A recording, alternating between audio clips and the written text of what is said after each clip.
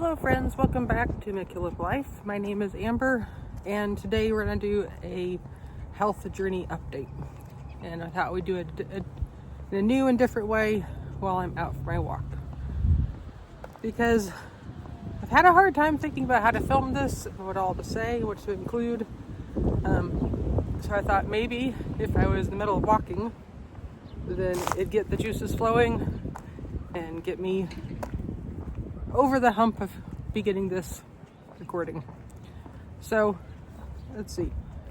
The last time I think we had an update video for personal trainer health stuff was back in the middle of January. And middle of January I went to Arizona to see my grandma, and on that trip it was a couple weeks before we moved out of the rental. I had a really hard time. It was a very stressful trip for me. I'm glad I went. It was wonderful seeing family, and overall it was a positive experience, but I was having a really hard time with anxiety. I was having a hard time with just being overwhelmed. And it was crazy because that was like, okay, this is our break in the middle of all the craziness before we have to start moving. We're gonna get away. And I had a really hard time doing that. And by the end of that trip, I realized I was just plain overwhelmed with everything going on. I could not continue with the same pace of the exercise and the fitness and nutrition and tracking my food and the exercising 5 days out of the week, sort of thing. And also keep up with trying to navigate a move, and also the whole re-entry into our home, redefining our home, all the things that I wanted to do, I wanted it to be, and it was just, I was spread too thin. So at that point, I reached out to my trainer and said, I need 3 weeks off. I need to really concentrate on this move. I can't handle doing all this at the same time. And I literally took my weights and my journal with all my information in it and set it aside. And just concentrated on the actual moving. Then, and in terms of food, it's like, you know, I had already sort of transitioned into sort of intuitive eating, just eating when I was hungry, paying attention to hunger and fullness, and trying to make wise choices 80% of the time, allowing myself to have that 20%. And honestly, all thoughts about food tracking and exercise, intentional exercise, went out the window. And I just focused on the moving. And like you saw in the moving vlogs, there was plenty of activity. There was plenty of cardio and weightlifting, of packing and moving and just being plain active. So the 3 weeks went by and I had the notice come up saying, hey, this next week you're scheduled to go in for your training. And I could not handle the thought of going in. It was just too overwhelming still at that point. And I think there was just more projects to be finished. I wasn't settled into the home. We hadn't finished everything we needed to finish. So I think I ended up taking a week or 2 weeks off. According to my calendar, I met with her on January the 15th. And then the next time I met with her was February the 19th. So a good solid month off working on the house. And by the time I came back, I was at the point of, okay, the vast majority of the projects are done. The daily vlogging is winding down. I really need to find my new focus for this new season, get back into routines that are helpful. And I really just had that mindset of I needed to restart things. But I also tried to have a conversation with her saying, the way we were doing things before, I can't do it that way. The comprehensive, let's overhaul your life and take on the world and every area of your life is going to be affected by this journey. It was just too much. And it was really triggering a lot of anxiety. And tracking all of my food, macros, like down to the calorie, it was way too much, and it was bringing up a lot of disordered eating and disordered thinking. And that was one of the issues I had on that trip with my family, is I was having anxiety attacks every single time I sat down to eat. And I had to be in constant prayer to get through the day, get through the meals, and encourage myself to eat.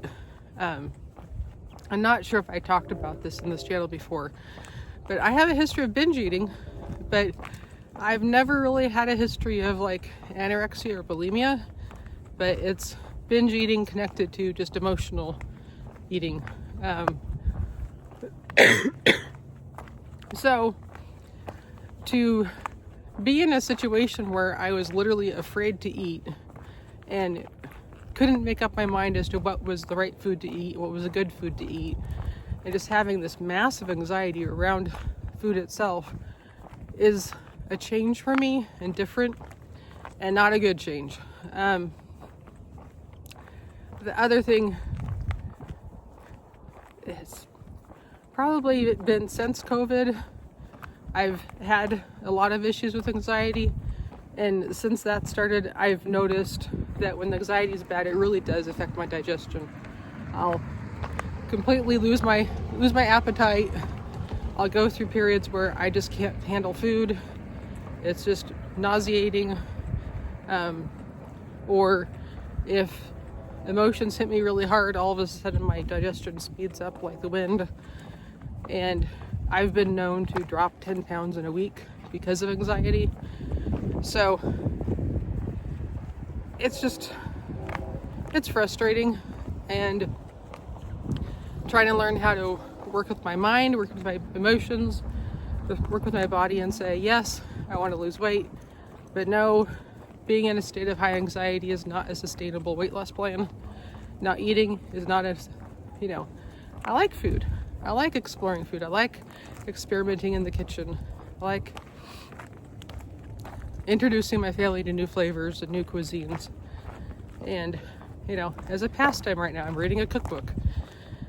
So, having the extreme concern over food is not a good thing. So, I had come to the conclusion a while back that tracking food in a very detailed scientific way is not for me. I can do it, and I will do it if I need to, but it's not necessary. It doesn't put me in a healthy headspace.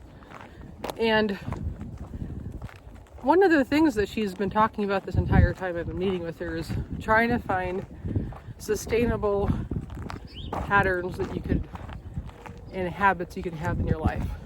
That this isn't just going to be a quick fix. I'm going to lose X amount of pounds. I'm going to do whatever it takes to do this, achieve this short-term goal. And then at the end of that, then what do? The whole thing is, let's find sustainable patterns and habits that you can have over a lifetime. And getting into the habit of scientifically tracking my food is not sustainable for me. And I knew that on my gut level, because I've done it before for short periods of time. And I know that's not how I want to live. I don't want to have to analyze all my food. I don't want to say, well, I'm so excited to try this new recipe, or I created this new recipe, but here I am, and now we can't take a bite until I analyze it in the recipe builder. So no, there needs to be a different way. And it's frustrating because when you look into like weight loss stuff, they are always talking about, well, you need to be in a calorie deficit, and you need to figure out how to know if you're in a calorie deficit, and there's just a very scientific way. So the bottom line is, now that in restarting with the trainer, the relationship is going to be highly simplified. We are going to focus on exercise, and that's it. And We're not going to have long discussions and goal settings around food, because obviously I have other things to work through mentally with that stuff. And I have my therapist I can start talking to about that sort of stuff with. That being said, I know blindly eating whatever I want with no reflection on food is not the way to go. So at the moment, I have a very simple food diary where I have a box that can fill in breakfast, lunch, and dinner, and snack, Monday, the whole week, every day. And it's just literally a diary. Here's the list of things I ate. And then a little box at the end of the day of, did I get my hydration? And this is not, I've been doing this for several weeks now, and it's not a chore for me. It's literally jot down a couple notes at the dinner table and move on with your day.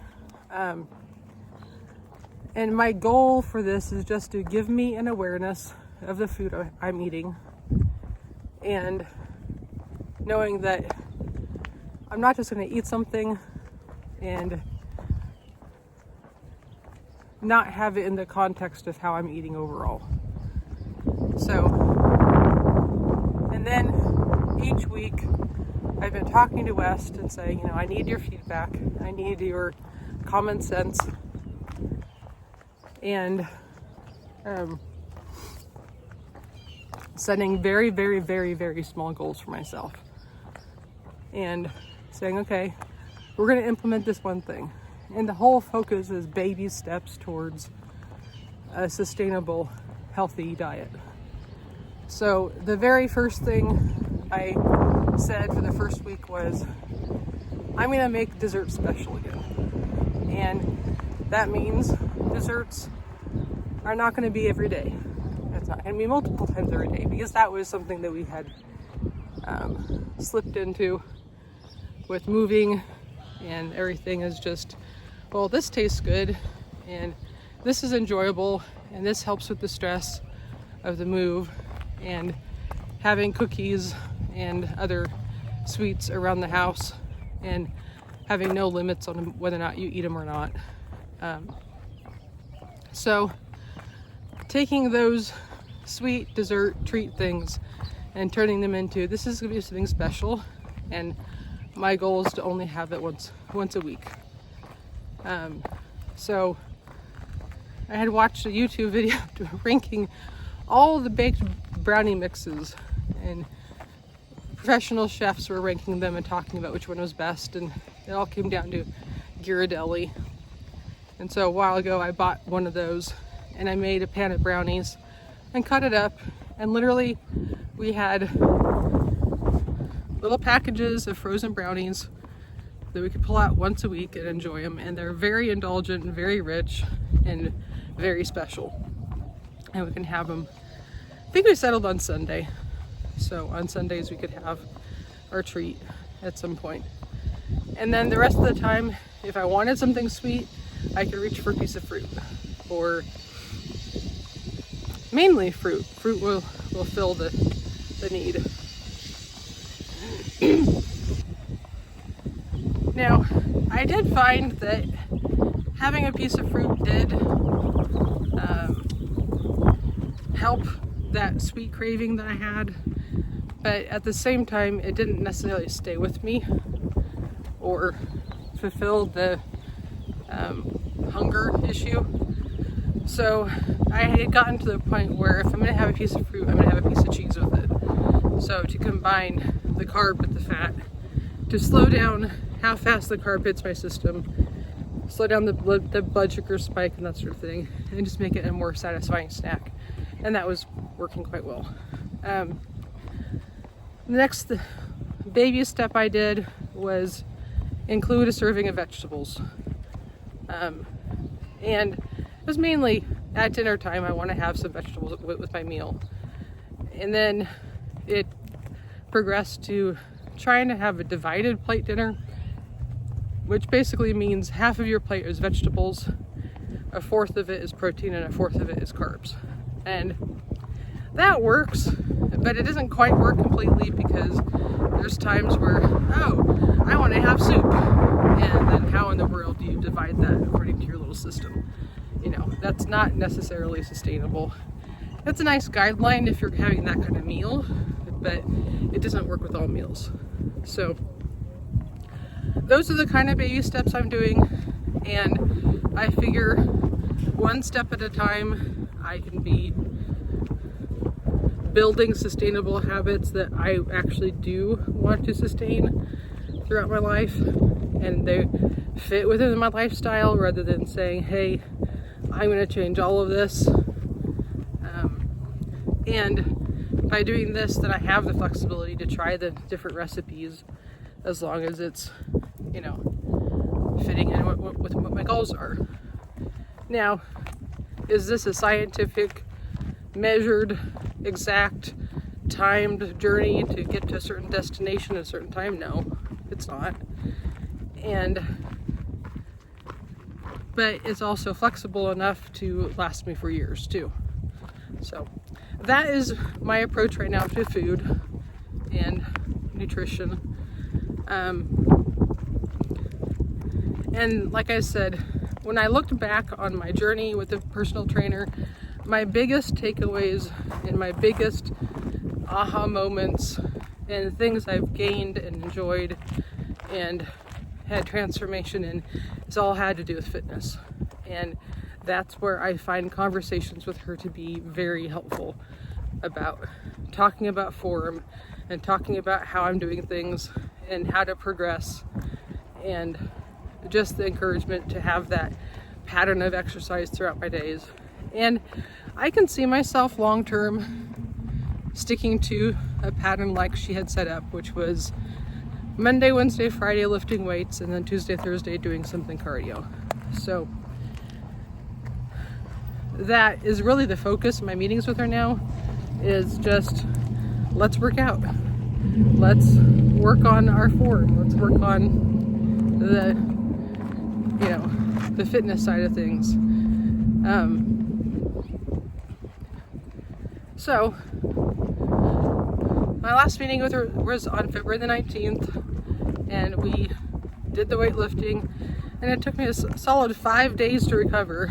My muscles were so sore and so painful, and I know from past experience with these workouts that we did not do anything crazy or strenuous or too much. It was just my body was so out of it, and it just took me that long to recover. But then the next week, our daughter came down with flu and was tested positive for flu A, and I was like, okay, I've been exposed to it. I don't feel wonderful, I don't feel horribly sick, but I don't want to spread it, and so I skipped that week. And then the next week, I came down with some sort of upper respiratory. You can hear it in my voice, in my breathing, and this is now going into week 2 of this thing, and what it is a complete mystery.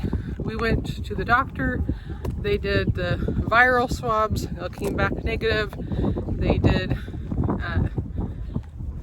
and so they prescribed the Z-Pack, saying, okay, if it's not viral, it's probably bacterial of some sort. But then I was like, you know, I kind of want to know exactly what we're doing. So I asked for them to culture my nose, and that came back clear. And I'm like, what in the world? This makes no sense. But this has been very discouraging, because I got past the point of being exposed to flu. We'd come into the beginning of March, and I was all gung-ho, and I was like, okay, I'm going to start these routines again. I'm going to have my exercise. I'm going to have, you know, working outside the home. I have all these things set in place to restart and join in. And that's the worst sickness I've had in a while. I mean, I was down and out in bed you know, lots of body pain. I don't think I ever really had a major fever, but lots of congestion, lots of sneezing, coughing, all that junk.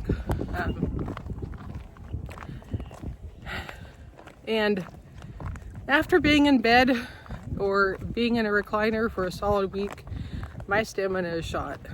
And obviously my breathing isn't back to normal. And it's also just frustrating to say I don't know what it is, and I don't know when it's going to go away.